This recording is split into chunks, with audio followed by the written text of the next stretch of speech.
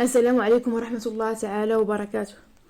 لا شك أن كثير من الأشخاص لا يستطيعون الاستحمام بالماء البارد خصوصا في فصل الشتاء، حيث أن عادة الاستحمام بالماء البارد أصبحت لديهم ممرضة، وهذا خاطئ لعدة أسباب. وسنقدم لكم في هذا الفيديو فوائد الاستحمام بالماء البارد. كشفت عدة دراسات أن الاستحمام بالماء البارد لمدة أسبوعين أو 3 أسابيع يصبح عادة، وحتى إن قمت بهذا النشاط في فصل الشتاء سيصبح عادي جدا ولن تحس بالبرد. كما أن هناك دراسات كشفت على أن الأشخاص الذين يستحمون بالماء البارد يكونون أقل عرضة من الإصابة بالأمراض مقارنة بالأشخاص الذين يستحمون بالماء الدافئ. من فوائد الاستحمام بالماء البارد خصوصا بعد الرياضة: مساعدة على الانتعاش واليقظة،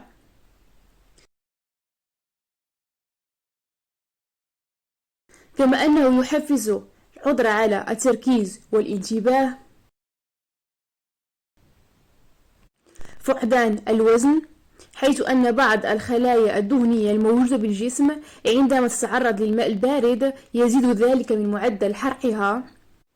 يعمل على الإرخاء العضلات خصوصا بعد التمارين الرياضية الشاقة، كما يعتبر مسكن للإحمرار والكدمات. دعم الجهاز المناعي، حيث أن تعرض خلايا الجسم للماء البارد يحفز على إفراز الجلوتاثيون التي ترفع من مستوى المناعة. يساهم في ضخ الدم المحمل بالأكسجين إلى جميع أعضاء الجسم، شيء الذي يؤدي إلى تحسين الدورة الدموية.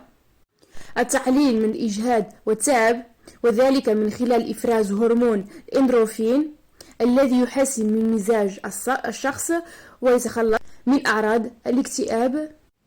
التحسين من عملية التنفس، حيث أن الماء البارد يزيد من نسبة الأكسجين في الجسم ويزيد كذلك من عدد ضربات القلب. تهدئة الجلد المصاب بالحكة، حيث أن هناك بعض الأشخاص أو أغلب الأشخاص مصابون بالحكة الجلدية أو بعض أمراض الجلد، فالاستحمام بالماء البارد يساعد على التخلص من هذه الحكة أو التقليل منها.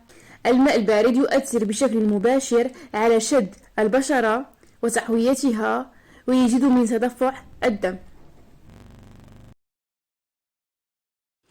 مثل ما أن لهذا الاستحمام أي الاستحمام بالماء البارد فوائد، فهو لديه خطورة وحيدة، وهي إذا كانت حرارة الجسم منخفضة فلا يفضل الاستحمام بالماء البارد، لأن ذلك يؤثر سلبا على الجهاز المناعي مما يجعل الإنسان عرضة للإصابة بالأمراض.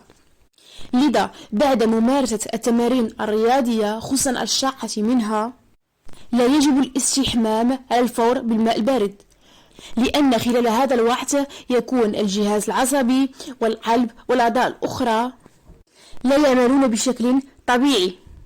إلى هنا ينتهي هذا الفيديو وشكرا.